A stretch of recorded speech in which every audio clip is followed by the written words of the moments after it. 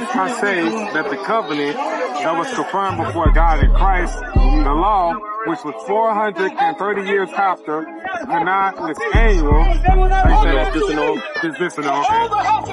it still makes the promise of non-effect. So, from your understanding, what does that mean?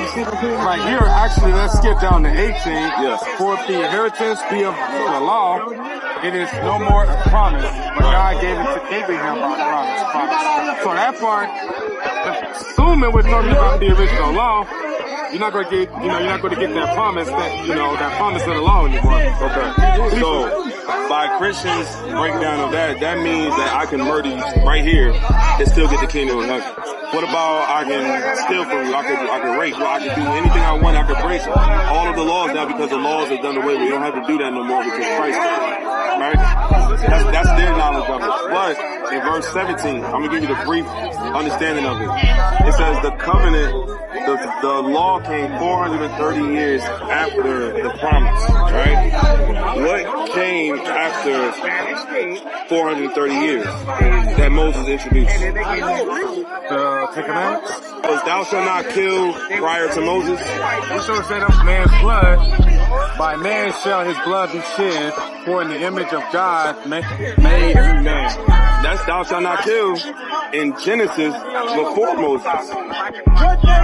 So the Ten Commandments wasn't introduced with Moses. It was reintroduced to the children of Israel through Moses. And what came with that was the sacrificial law.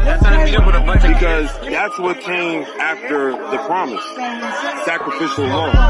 So now, what he's saying in Galatians, because if you read verse 1, that'll give you the context. In Galatians 3:1, it says, "Oh, foolish Galatians, who hath bewitched you to do what? To go to animal sacrifice." Because they were being taught that if they didn't sacrifice after the manner of Moses, then they couldn't be saved.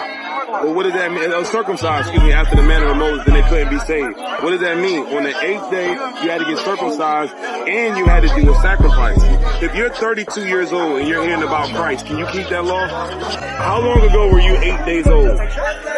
Oh, yeah. Can you go back in time and keep that law? No.